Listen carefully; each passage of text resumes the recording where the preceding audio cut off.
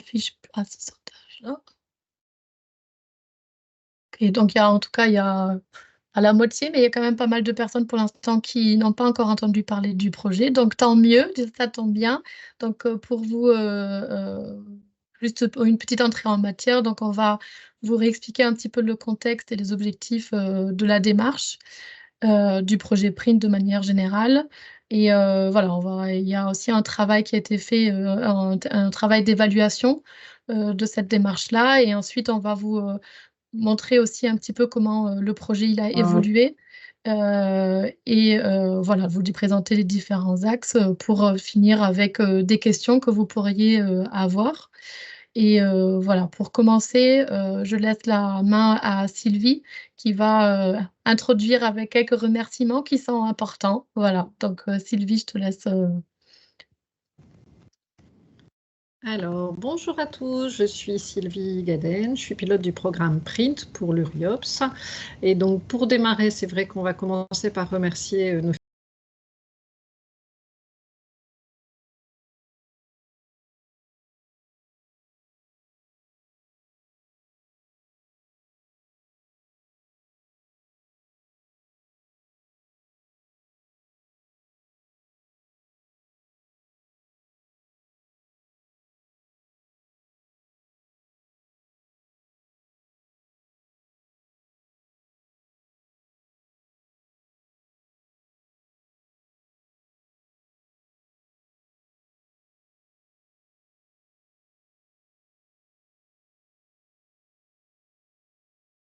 Je vais reprendre un petit peu, en effet, les bases, simplement pour resituer le contexte et les intérêts du projet, puisqu'en fait, je pense qu'on le constate tous au quotidien, le numérique prend de plus en plus de place dans nos vies personnelles et professionnelles. On voit bien qu'il y a un certain nombre de démarches, de relations, etc., qui se créent à travers le numérique, et pourtant, même si le numérique est de plus en plus présent dans nos vies, c'est à la fois un formidable outil, mais c'est aussi, ça peut aussi devenir un outil qui exclut. Et aujourd'hui, en région Hauts-de-France, on considère qu'il y a à peu près 800 000 personnes qui sont en situation d'électronisme. Donc ça veut dire que les personnes sont en difficulté pour faire des recherches sur Internet, pour envoyer des courriels, pour utiliser les réseaux sociaux, pour faire un certain nombre de démarches, des démarches administratives, des démarches par rapport à l'emploi, par rapport au logement, prendre simplement un billet de train, etc. Et donc, ce renforcement de la digitalisation de la société, c'est aussi révélateur d'une augmentation de la fracture numérique. Et cette fracture numérique, elle vient aggraver la situation de personnes qui peuvent déjà être fragilisées et qui sont dans les établissements sociaux et médico-sociaux. Donc, forcément, on va penser de prime abord aux personnes qui sont âgées, mais pas seulement. Et on peut aussi avoir des personnes qui sont en difficulté, qui sont en situation de handicap, des personnes qui sont en situation d'exclusion sociale, ou contrairement aussi à ce qu'on pourrait penser, où les enfants et les jeunes sont souvent très très connectés, c'est pas pour autant qu'il n'existe pas un certain nombre de difficultés par rapport à l'électronisme. Donc le projet Print est vraiment une volonté de l'URIOPS de travailler sur ces questions et de mettre au service des établissements sociaux et médico-sociaux adhérents à l'URIOPS un travail pour favoriser cette inclusion numérique, parce que pour nous, c'est important de pouvoir lutter contre cet électronisme qui va favoriser de l'isolement. C'est important de pouvoir travailler sur tout ce qui est accès aux droits, et c'est important de pouvoir favoriser la participation et l'autodétermination, comme c'est indiqué sur la diapo. Donc voilà un petit peu l'essence même du projet Print. Donc je vous le disais, le projet Print, il a démarré en 2022. Et donc, vous le verrez juste après, c'est un projet qui évolue. On a gardé les fondements du projet Print, mais on a fait quelques évolutions dans ce projet. Et donc, dans un premier temps, Print a beaucoup travaillé sur la question de la mise en place d'ateliers numériques dans des établissements. Donc, les établissements, à la fois, je le disais, personnes âgées, personnes en situation de handicap, personnes en situation d'exclusion sociale ou établissements qui accueillent des jeunes et des familles. Donc on a organisé à peu près 300 ateliers numériques qui à ce moment-là était directement auprès des personnes accompagnées. Il y a eu aussi un gros travail sur un axe formation, donc monter en compétence les professionnels de l'action sociale et médico-sociale sur l'inclusion numérique. Et donc, ça représente à peu près 50 formations en présentiel, en distanciel, etc. Et plus de 500 professionnels sensibilisés. Et la volonté en même temps de Print, et on y reviendra puisque on poursuit dans cette continuité, c'est aussi de favoriser les échanges dans le secteur social et médico-social sur tout ce qui est autour des pratiques numériques. Et donc, il y a des groupes d'échanges qui existent et qui continueront à exister, qui sont les printemps. Peut-être parmi vous, il y a des personnes qui ont assisté à ces groupes d'échanges. On a également accompagné des structures sur leurs projets numériques, une structure ça peut être un EHPAD, ça peut être un service d'aide à domicile ou autre, qui veulent monter des projets numériques. Donc, il y avait et il y aura toujours possibilité d'être accompagné pour suivre ces projets. Il y a eu un séminaire régional, une plateforme collaborative, vous la découvrirez si vous ne la connaissez pas juste après, qui est dédiée justement à ce projet d'inclusion numérique et qui se veut être un espace d'échange et d'information. Et puis, je vais sans tarder passer la main, je pense, à Salomé. Je pense qu'il y a d'abord la présentation de l'équipe d'ailleurs, qui a travaillé sur une étude d'impact social. Voilà, merci Audrey pour le passage des diapos. Donc, ce projet, il est mis en place par une équipe que vous voyez là à travers la carte. Donc, Audrey qui a pris la parole en premier, qui est chargée de développement. On a Johanna, que vous avez vu aussi, qui est également chargée de développement et plutôt sur le territoire de l'Aisne, de la Somme et de l'Oise, alors qu'Audrey est plutôt sur le secteur Nord et Pas-de-Calais. On a actuellement une chargée d'inclusion numérique sur le Nord et sur le Pas-de-Calais, qui est Juliette Blémont, qui est là aussi, et que peut-être vous allez voir, oui, c'est même sûr, vous allez la voir tout à l'heure à l'écran. On a Salomé qui va prendre aussi la parole, qui est chargée de développement, recherche et observation et qui a fait cette étude d'impact social sur le bilan de l'évaluation de notre première phase de print. Et puis, j'en profite, si jamais vous connaissez des gens qui peuvent être intéressés, on est en cours de recrutement pour un poste de chargé de développement sur la Somme et un poste de chargé d'inclusion numérique sur l'Aisne, la Somme et l'Oise, donc avec des postes qui sont à pourvoir sur Beauve, juste à côté d'Amiens, pour venir compléter l'équipe. Donc voilà, et puis moi, que vous voyez également à l'écran et sur la carte, qui est la chance de piloter cette belle équipe. Voilà, je pense que je laisse la main à Salomé. Voilà. Merci, Sylvie. Est-ce que vous m'entendez bien ? Ok, super. Bonjour à toutes et tous. Donc, comme l'a dit Sylvie, je m'appelle Salomé. J'ai travaillé alors en lien étroit avec Candice Berthou, qui était stagiaire à l'époque, sur cette évaluation d'impact du projet, qui nous permet d'avoir voilà, des résultats un petit peu objectivés. Alors, je commence tout de suite par vous dire qu'on s'est vraiment centré, c'était un parti pris de l'équipe, sur les ateliers numériques animés par le projet Print. Vous l'avez vu, Print est un projet très large. Là, on s'est vraiment centré sur les ateliers numériques qui étaient menés dans différents établissements sociaux et médico-sociaux adhérents de l'URIOPS, avec des publics aussi différents que des personnes âgées, des personnes en situation de handicap ou des jeunes, par exemple. C'est une étude qui s'est vraiment centrée sur 3 gros pôles. Un premier pôle, pour avoir les retours des personnes qui ont été directement accompagnées dans le cadre de ces ateliers. Un second pôle pour mieux comprendre l'impact de ces ateliers numériques sur les professionnels qui ont été impliqués, soit dans la tenue de ces ateliers, dans le suivi de ces ateliers, dans leur construction.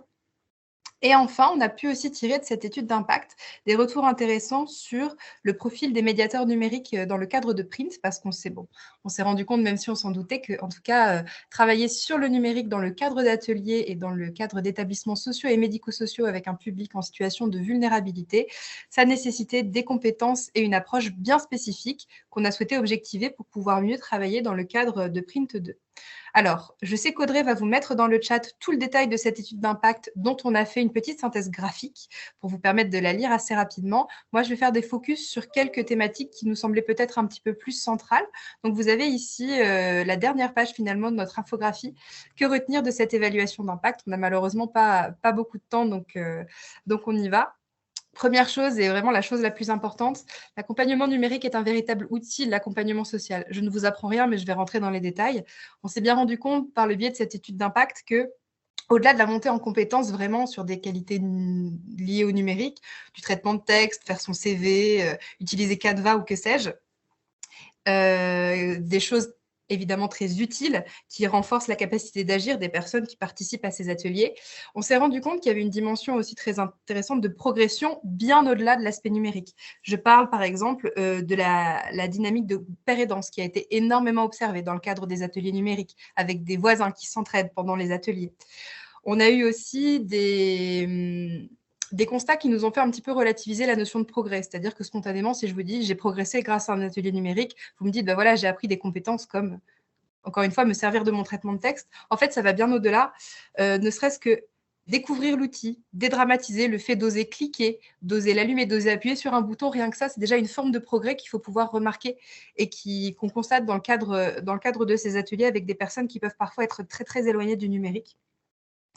Et on se rend compte aussi qu'au-delà encore une fois, des progrès purement numériques, il se passe aussi dans ces ateliers bien des choses comme l'apprentissage de la langue, la resociabilisation, le fait de parler parfois à des personnes alors qu'on n'a pas parlé à d'autres personnes de la journée. Toutes ces choses en fait très liées au travail social qui font que non seulement ces ateliers permettent fondamentalement d'acquérir des nouvelles compétences en termes de lien avec le numérique, mais aussi bien d'autres choses qui sont finalement les socles et les outils du travail social. Ça, c'est pour la première partie que vous aurez vraiment détaillé dans l'infographie si vous voulez aller un petit peu plus loin. Pour aller un petit peu plus loin, donc je reviens un petit peu sur ces différents points. Le diagnostic individualisé est indispensable. Je vais y revenir après avec le rôle fondamental des professionnels dans la co-construction des ateliers numériques. Il faut sans cesse s'adapter au profil des publics. Ça, je vous renvoie à la page de l'infographie qui est dédiée au profil du médiateur numérique print. Je vous le dis comme ça, on a notamment noté l'importance de la flexibilité et de l'adaptation pour pouvoir mener ce type de projet et qu'il soit vraiment, vraiment efficace auprès des publics. Du matériel adapté, d'adapter le rythme des séances, d'avoir des supports adaptés et surtout, je pense que le maître mot, c'est la pédagogie inclusive pour pouvoir vraiment, dans une dynamique de groupe, travailler avec les besoins de chacun autour de la table. Ça, c'est des choses qui nous permettent aussi sur Print2 de travailler sur le profil de nos médiateurs. Et là, j'en arrive sur la deuxième phase aussi de cette évaluation d'impact qui était hyper importante. Le rôle des professionnels sociaux est absolument essentiel pour accompagner les publics, et ce, à 3 titres. Premièrement, parce que c'est souvent les professionnels qui font le diagnostic pour pouvoir guider les ateliers numériques finalement et leur construction. Et on se rend compte que leur rôle est fondamental parce que c'est eux qui repèrent les besoins. On se rend d'ailleurs compte que les besoins sont souvent pas tellement bien identifiés, ce qui peut poser problème. Donc, il faut vraiment travailler sur ces outils de diagnostic qui sont assez fondamentaux. Deuxième chose, les professionnels sont absolument essentiels dans l'appropriation justement de l'outil numérique dans la structure. Comment on en fait finalement un outil structurant qui va revenir dans le temps, qui va permettre aux personnes d'apprendre dans le temps. On ne fait pas, comme on dit souvent, un one-shot sur des ateliers numériques. Là-dessus, le professionnel est absolument fondamental pour ancrer cette démarche dans le temps. Et enfin, on se rend compte que leur rôle aussi est absolument fondamental parce que les professionnels eux-mêmes ne sont pas toujours très à l'aise avec l'outil numérique, pas toujours bien formés à l'outil numérique lui-même, mais aussi à plein de choses qui peuvent graviter autour, les fraudes, voilà, toutes ces choses qui sont liées aujourd'hui à l'utilisation des données, par exemple, à l'outil numérique. Et on se rend bien compte que moins les professionnels sont formés, moins les professionnels sont à l'aise avec l'outil, et plus il est compliqué pour eux aussi de pouvoir accompagner les publics, les sensibiliser à cet objet nouveau. Ce qui nous amène peut-être à la dernière partie de l'impact, de cette évaluation. La recherche sur le travail social et le numérique doit se développer. On se rend compte que vraiment le numérique aujourd'hui est absolument incontournable. Aujourd'hui, le lien entre travail social et numérique est assez peu, trop peu en tout cas documenté. Et donc, on y reviendra plus tard dans cette présentation, mais un des axes du projet Print2 est aussi d'approfondir justement une recherche sur ce lien entre travail social et numérique. Et donc, je reviens sur les trois dernières choses qu'on a pu développer dans le cadre de cette évaluation. La pair aidance et la dynamique de groupe seront renforcées. Ça, je pense que c'est absolument fondamental, cet équilibre entre l'accompagnement des besoins individuels et la dynamique collective, qui est vraiment une bonne compétence des médiateurs de Print qu'on a pu observer dans le cadre de cette évaluation d'impact. L'accompagnement numérique doit s'articuler avec les démarches existantes. S'il existe déjà des choses autour du numérique, si on se projette sur d'autres choses autour du numérique, autant en faire quelque chose de cohérent dans le global, sinon il y a des chances que le public n'adhère pas forcément. Et enfin, la capitalisation et l'évaluation d'impact sont des atouts d'efficacité, on ne le dira jamais assez. Innover, proposer de nouvelles choses, c'est intéressant, c'est encore mieux de pouvoir les évaluer pour les reproduire, mais aussi pour les améliorer. Je pense que c'est ce qu'on a essayé de faire par le biais de cette évaluation d'impact dans le cadre de Print.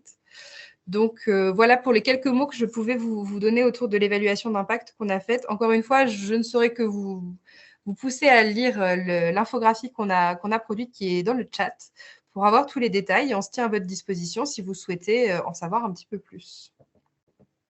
Et je passe la main à Audrey. Ce sera à Juliette plutôt. Justement, vous allez voir Juliette. Bonjour à tous. Donc, je suis. Vous m'entendez bien? Super. Donc, je suis Juliette Blément. Donc, je suis chargée d'inclusion numérique du projet. Donc, moi, je vais vous présenter brièvement les axes du projet et on rentrera dans le détail par la suite. Alors, ce qu'on propose, donc, il y a un soutien à la mise en place d'ateliers numériques, des formations au numérique, une boîte à projets. On développe une communauté du numérique. On a aussi une plateforme collaborative et un pôle observation et recherche.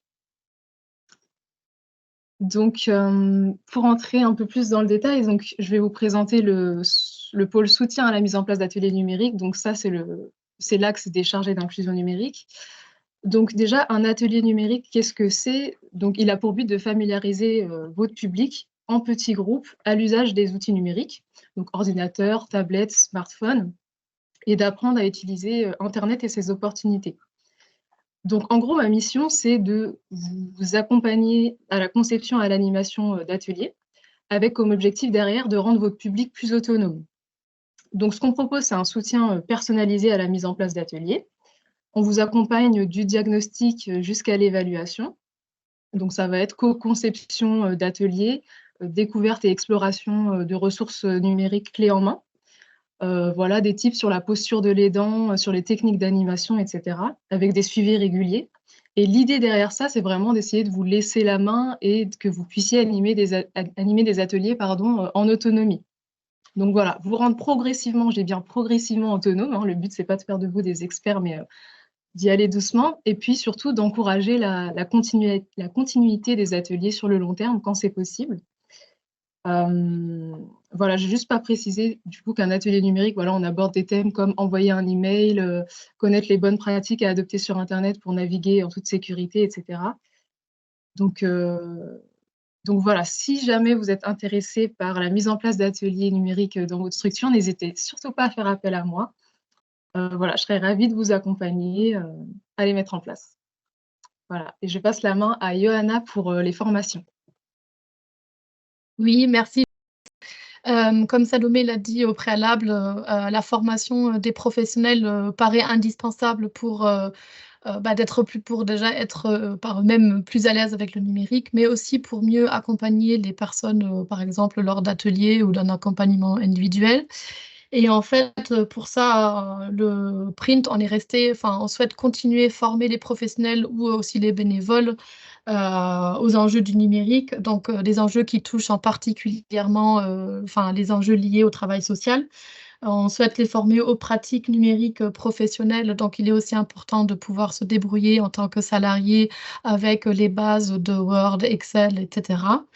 Mais aussi de maîtriser peut-être plus des choses en lien avec la médiation numérique, donc dans l'accompagnement des personnes. Donc, il y a aussi ce volet accompagnement au numérique que vous voyez là avec le petit cœur. Et tout ce qui touche aux enjeux, là, vous trouverez par exemple des formations liées à la protection des données des publics, par exemple en tant que travailleur social. Quand je saisis des données, qu'est-ce qui se passe en fait avec ces données-là? Qu'est-ce que j'ai le droit de faire? Donc, il se pose des questions aussi de déontologie. Après, qu'est-ce que le numérique, qu'est-ce que ça fait avec les jeunes dans leur vie sociale et affective? Quels sont les impacts? Après, on a tout un axe aussi lié à la jeunesse et la parentalité qui est quand même omniprésent parce qu'on a un grand nombre d'adhérents qui qui travaille avec un public jeune.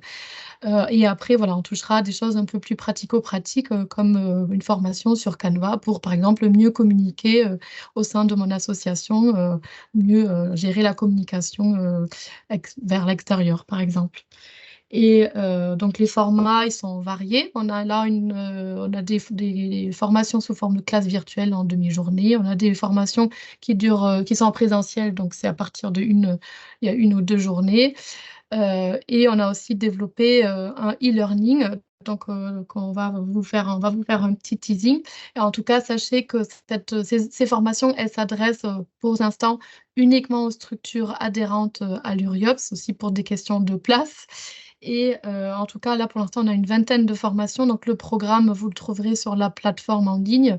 Et le programme, à partir du mois de septembre jusqu'au mois de décembre, il sera bientôt mis en ligne également. Donc, voilà, il ne faut pas hésiter à jeter un coup d'œil et aussi à me solliciter si vous avez des questions ou des besoins spécifiques. Donc, voilà, on est là aussi pour recueillir vos besoins et pour peut-être axer aussi les formations sur d'autres volets du numérique. En tout cas, on a aussi développé une formation en e-learning, donc pour mieux accompagner les personnes en situation de précarité, donc les accompagner vers le numérique. Donc, on vous présente un petit teasing.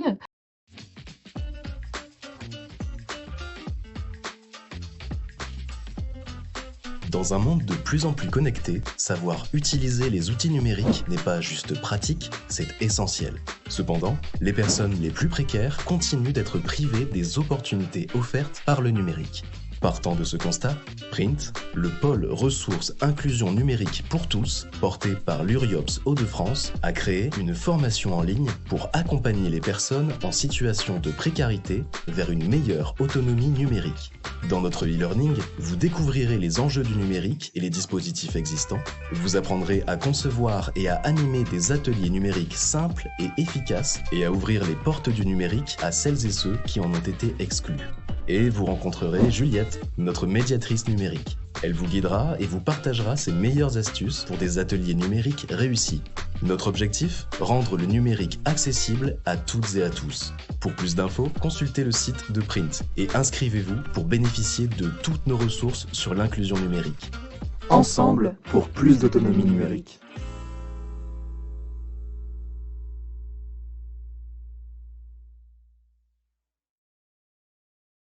Donc, comme l'a dit Johanna, ce e-learning s'intitule « Accompagner les personnes en situation de précarité vers une meilleure autonomie numérique ».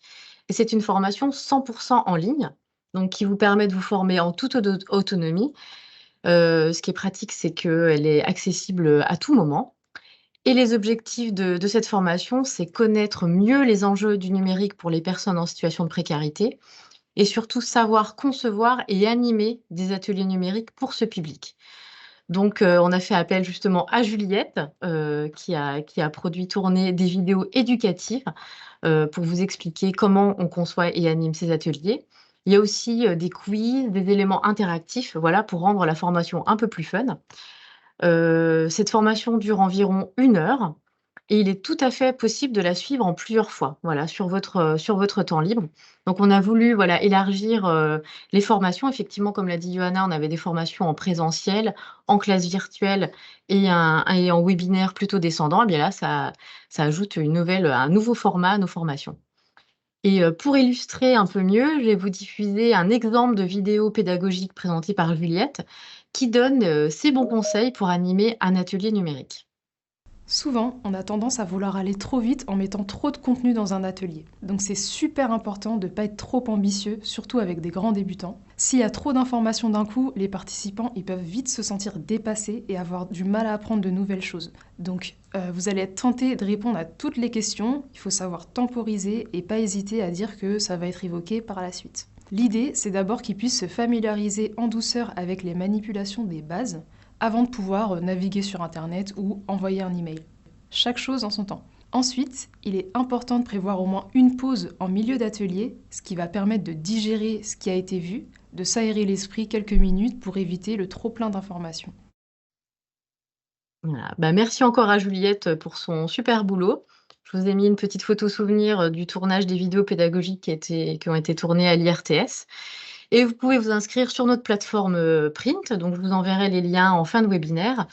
Donc les inscriptions sont ouvertes et le e-learning sera disponible à partir de demain. N'hésitez pas d'ailleurs, comme c'est aujourd'hui le lancement, à remplir le questionnaire d'évaluation à la fin de la formation pour nous donner votre avis.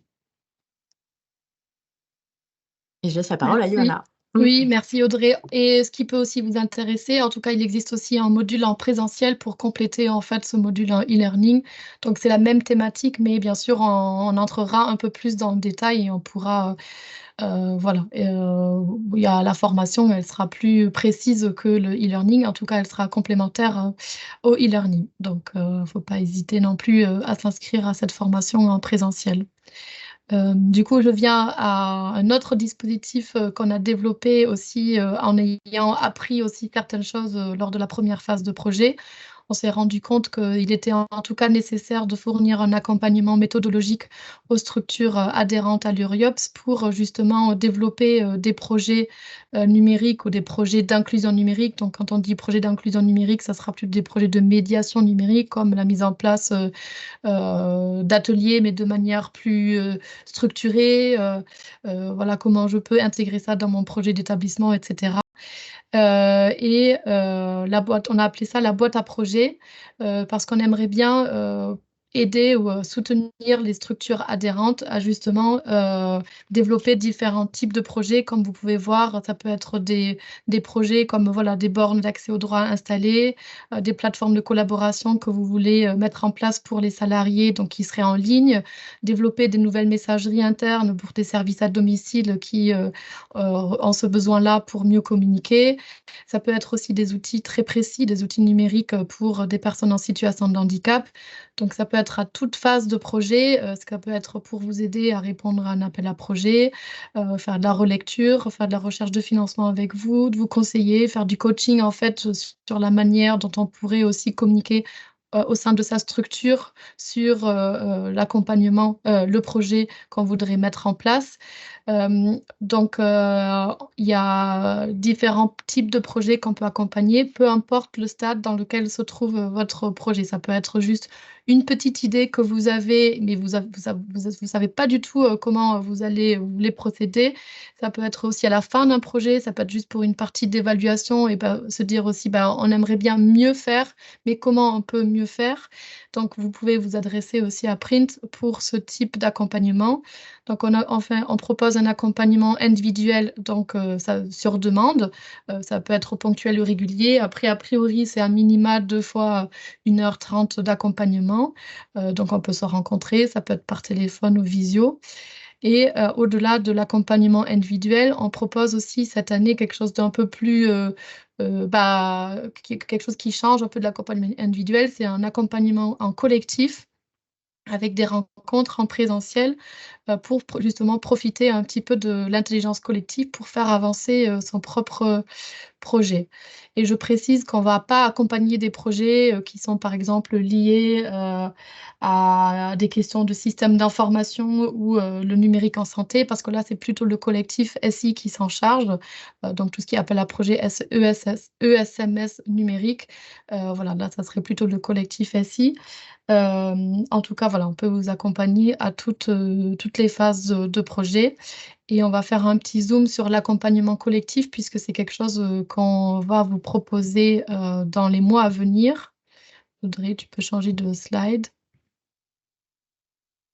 Donc, en fait, cette démarche collective, on voudrait la proposer parce que ça a aussi des avantages de profiter en fait des expériences des autres structures et des autres porteurs de projets.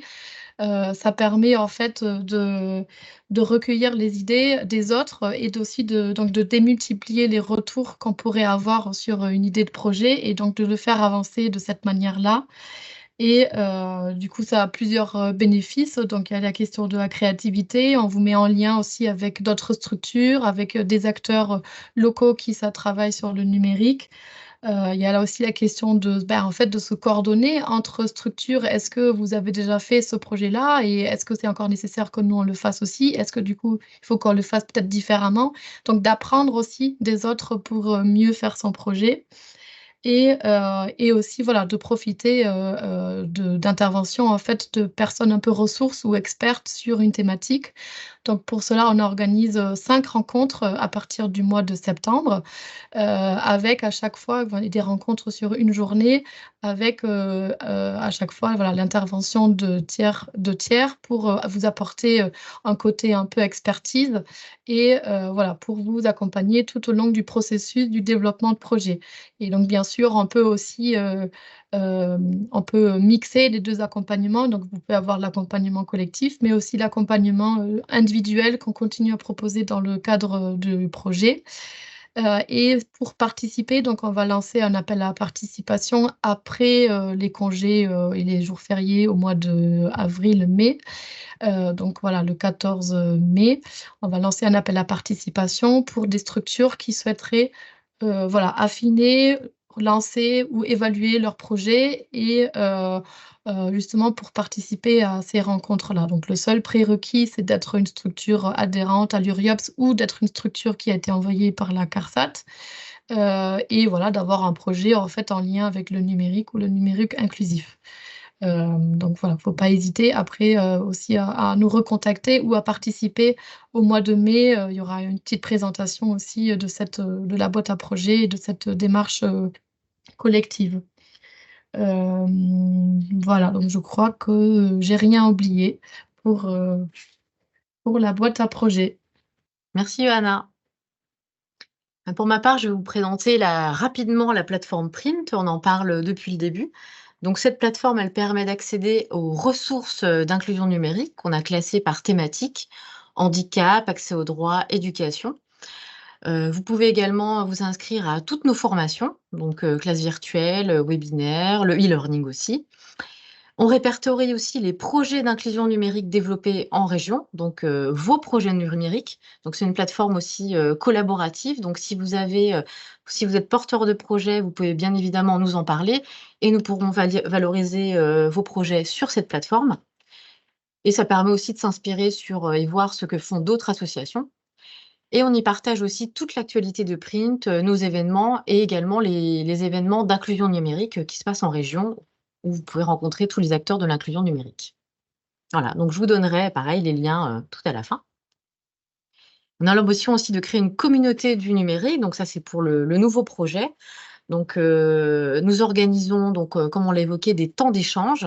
On en a déjà organisé 10, donc on les appelle les printemps. Donc ce sont des temps d'échange territoriaux entre associations. Ça se passe tous les trimestres. Et on a pour habitude d'inviter une structure qui est experte sur la thématique proposée du jour. Donc, par exemple, on a déjà fait des printemps sur l'e-parentalité et l'éducation, handicap et numérique. Prochainement, ce sera les réseaux sociaux. Donc, c'est souvent des thématiques qui sont remontées par les adhérents de l'URIOPS. Et le prochain rendez-vous, le prochain printemps, se passera le jeudi 19 juin à Amiens sur la thématique du numérique et de l'illettrisme. Donc, vous pourrez vous inscrire via notre plateforme. On a aussi l'ambition cette année de créer un réseau d'ambassadeurs du numérique. Donc, l'idéal serait d'avoir un ambassadeur du numérique dans les structures, qui sera un peu le référent numérique, qui pourra participer, organiser des événements avec nous. Et on a aussi l'ambition de créer un réseau de pairs aidants.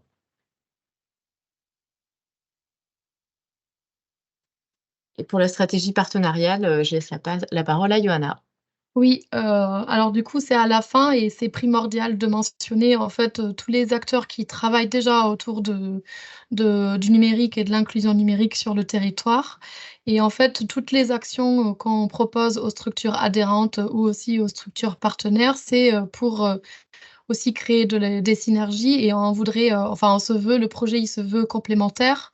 Et l'idée, voilà, c'est en fait, d'être complémentaire aux actions existantes sur le territoire et de travailler ensemble.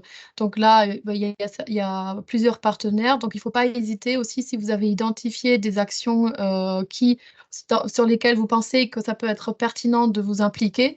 Il ne faut pas hésiter à nous solliciter pour qu'on puisse voir de quelle manière on pourrait travailler ensemble sur certaines actions. Donc, les partenaires sont primordiaux pour faire faire avancer le projet et surtout pour créer des ponts entre les différents mondes, donc le monde par exemple du médico-social et justement le monde en fait du numérique, de l'inclusion numérique. Et au-delà des partenaires, je dirais associatifs, là, en grande partie, qu'on trouve sur cette slide, il y a bien sûr les partenaires institutionnels avec lesquels, qui sont primordiaux, qui sont d'ailleurs aussi financeurs et avec lesquels, voilà, auxquels on répond à des politiques aussi publiques. Et après, les premiers partenaires, dans tous les cas, ce sont aussi les structures adhérentes sans lesquelles il n'y aurait pas de projet. Et voilà, l'idée, c'est en tout cas d'agir en complémentarité avec l'existant. Et voilà, ça nous paraît primordial et ce pour toutes les actions du projet.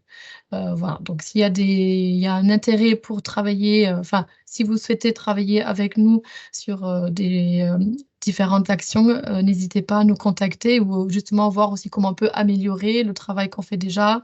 Euh, donc c'est aussi dans cette perspective-là de créer des synergies avec vous.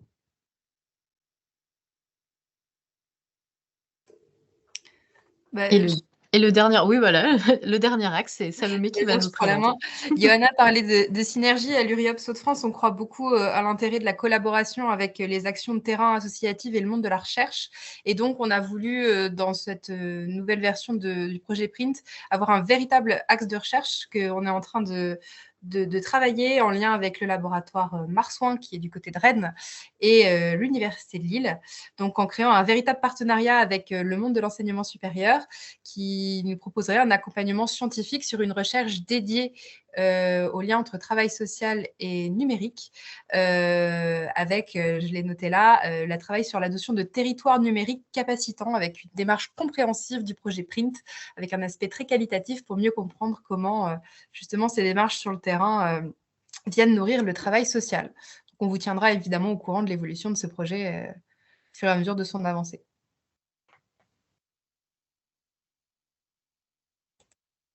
Merci Salomé. Eh bien, le webinaire touche à sa fin dans la partie descendante. Donc, si vous avez des questions à ce moment-là, vous pouvez très bien soit les poser dans le chat ou prendre la parole. N'hésitez pas. On vous laisse aussi nos contacts. Et je vais aussi mettre dans le chat les liens aussi de toutes les ressources dont on a parlé, les différents liens. Et on avait aussi un petit sondage, Audrey. Exactement. Alors, je vais... Un dernier petit sondage. Alors, normalement, vous voyez apparaître à votre écran quelles actions de print vous intéressent. Voilà, dernier petit sondage pour voir ce qui vous a parlé aujourd'hui. Vous pouvez répondre à plusieurs réponses, bien sûr.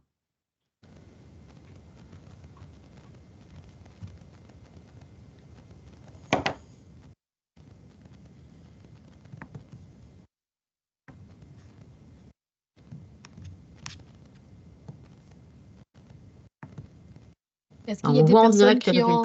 Pardon, excuse-moi Audrey. Non, pas de souci. Je ne vais pas te couper. Je disais, on voit en direct les résultats et je vois qu'il y a l'accompagnement de projets numériques qui est en tête. Donc, c'est bien. Oui. Est-ce qu'il y aurait des questions par rapport à ce qu'on vient de présenter, des remarques est-ce qu'il y a des... Oui, alors je vois Eric. Oui, bonjour à toutes et à tous. Alors, c'est pas vraiment une question, mais ça rejoint ce que vous disiez au début. Je passe un peu du coq à l'âne par rapport à votre présentation stricto sensu, mais le hasard a fait que j'ai rencontré une personne qui a pu bénéficier d'un atelier et elle a beaucoup insisté auprès de moi, autant par comment dirais-je, de ce qu'elle s'est instruite, enfin, si on peut dire des choses comme ça, de ce qu'elle a apprise, que de la relation qu'elle a eue avec les différentes personnes autour. C'était juste à titre anecdotique, mais pour dire ce que vous évoquiez au tout début de votre présentation, que le numérique en soi, c'est quelque chose qui s'appréhende petit à petit, mais qui tisse aussi des relations en direct entre les personnes. Et voilà, elle avait beaucoup insisté à mes côtés sur cette question. C'était juste pour faire part de cette expérience. Merci Eric. C'est vrai que l'évaluation d'impact aussi a révélé que se retrouver autour d'ateliers numériques hebdomadaires, ça peut créer un lien social qui est aussi intéressant pour l'accompagnement social en lui-même. Effectivement. Je vous ai mis dans le chat aussi les différents liens et aussi le lien pour s'inscrire à la newsletter hebdomadaire de l'URIOPS. C'est ici aussi qu'on poste toute l'actualité de Print, notamment toutes les formations en avant-première, enfin quand elles sortent, on les publie hebdomadairement dans la newsletter de l'URIOPS. Est-ce qu'il y avait d'autres questions Est-ce qu'il y a des structures qui ont déjà été accompagnées ou qui ont participé à des formations proposées dans le cadre du projet?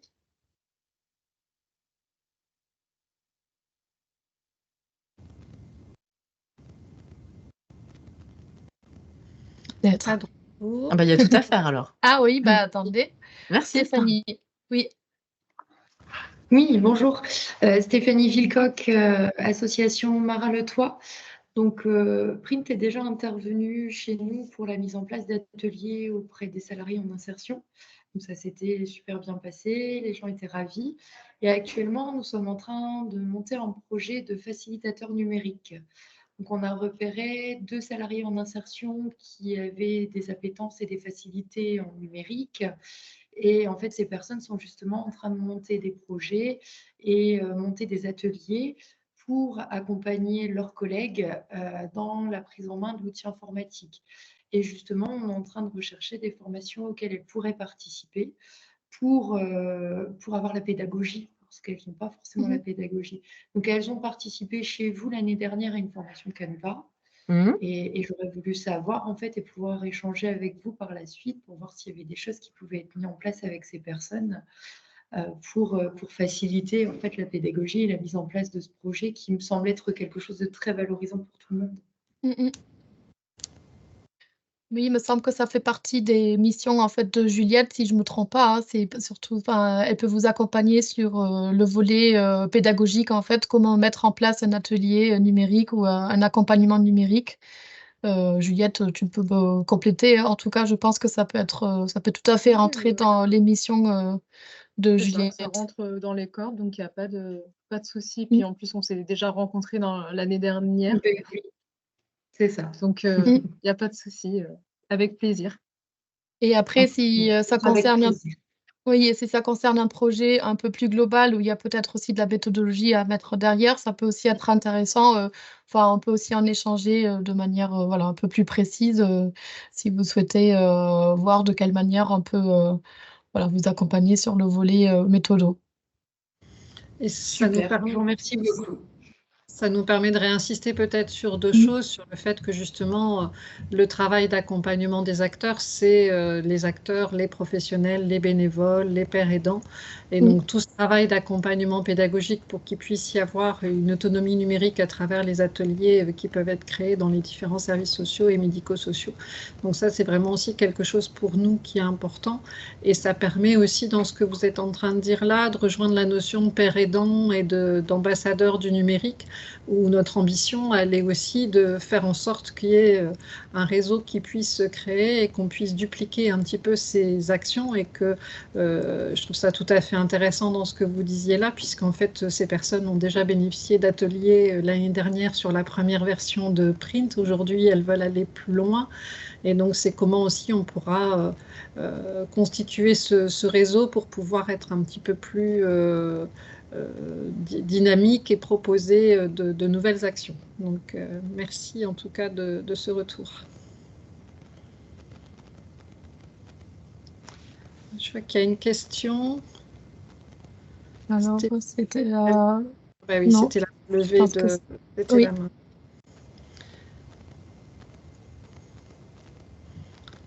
Voilà, s'il n'y a plus de Dans les actualités aussi auxquelles je pensais, on a présenté le e-learning puisqu'il est en train de sortir, c'est tout nouveau et je pense qu'on peut s'y inscrire à partir de demain si ma mémoire est bonne. Il y aura d'autres e-learning qui vont être proposés. Il faut le temps parce que ça demande un petit peu quand même de temps de création et un grand merci à l'équipe et en particulier à Audrey, à Audrey et Juliette sur cette partie-là. Mais vraisemblablement, on va en créer d'autres et le prochain sera sans doute animer des ateliers numériques auprès des personnes âgées. Et pour préciser, vous pouvez vous inscrire aujourd'hui, mais il sera disponible demain. Voilà. Voilà. Mais les inscriptions sont ouvertes sur notre site. Oui, et le e-learning, oui, c'est prévu pour... parce que tout à l'heure, je vous disais que les formations, c'est réservé aux structures adhérentes, mais le e-learning, en tant que partenaire du projet Print, vous pouvez aussi y accéder. Et voilà, c'est dans tous les cas une possibilité puisque le nombre de participants, il est illimité. Et c'est la même chose pour nos webinaires aussi thématiques qui sont ouverts à toutes et à tous. Et en tout cas, merci pour votre participation nombreuse. Et on se réjouit de vous recroiser prochainement et voilà, de travailler avec vous. Merci beaucoup pour votre participation et à bientôt. N'hésitez pas à nous contacter.